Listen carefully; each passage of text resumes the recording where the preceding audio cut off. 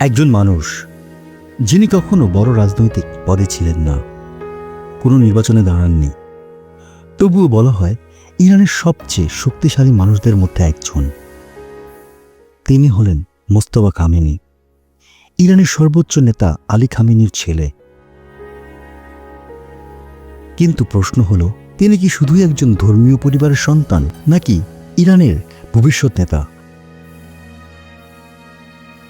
আজকের রহস্যচক্রে আমরা জানব মোস্তফা খামেনি সম্পর্কে, তাই ভিডিওটা না টেনে সম্পূর্ণ দেখুন।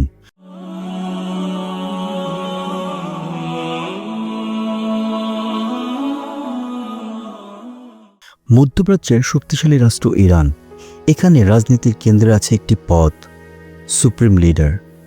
এই পদে বসা মানুষটি দেশের সেনাবাহিনী, বিচার ব্যবস্থা এবং কৌশলগত সিদ্ধান্তে সর্বোচ্চ কর্তৃত্ব রাখেন।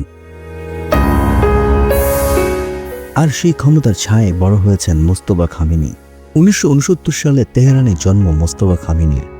তার বাবা তখনও বিশ্ব রাজনীতির এত বড় চরিত্র হয়ে ওঠেনি। কিন্তু 1979 সালে ঘটে এক ঐতিহাসিক ঘটনা, ইরানিয়ান রেভলিউশন।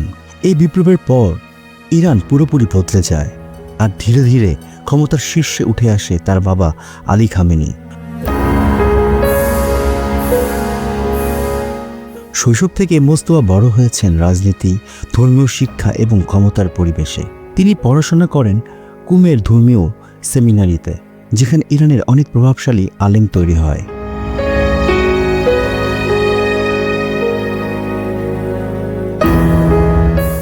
মোস্তফা খামেনির সবচেয়ে রহস্যময় দিক হলো তার অফিসিয়াল কোনো বড় পদ নেই।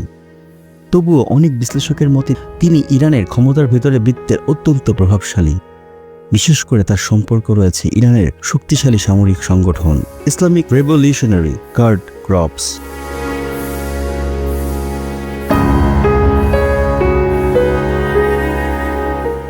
অনেকে বলেন রাজনৈতিক সিদ্ধান্তের পেছনে তিনি নীরব ভূমিকা রাখেন।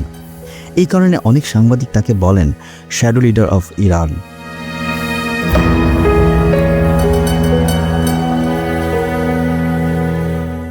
আজ ইরানের রাজনীতির সবচেয়ে বড় প্রশ্নগুলোর একটি হলো, আলী খামেনির পরে কে?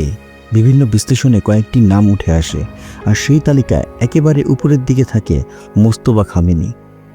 কিন্তু সমালোচকরা তো আছেনই।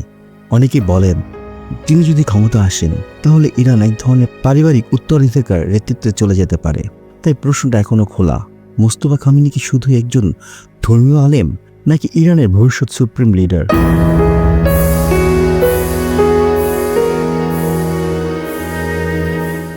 তেহরানের ক্ষমতার দেয়ালে আড়ালে এই গল্প এখন লেখা হচ্ছে, আর হয়তো মধ্যপ্রাচ্যের ভবিষ্যতেও লেখা হবে।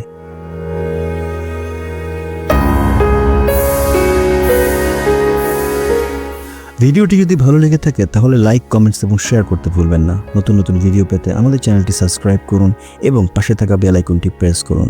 দেখা হবে নতুন কোনো ভিডিওতে। ততদিন পর্যন্ত ভালো থাকুন, সুস্থ থাকুন। ধন্যবাদ।